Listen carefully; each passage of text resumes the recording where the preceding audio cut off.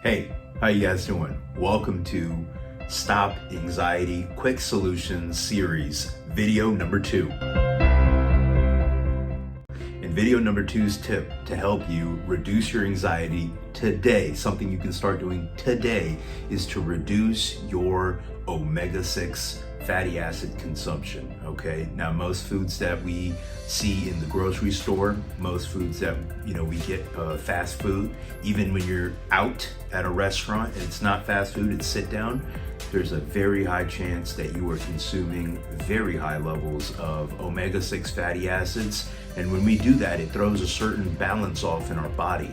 Now, another one of the effects that increasing our omega-6 fatty acids to such high levels that most of us are doing today in the year of 2020 is it contributes to causing an increased amount of inflammation in our body.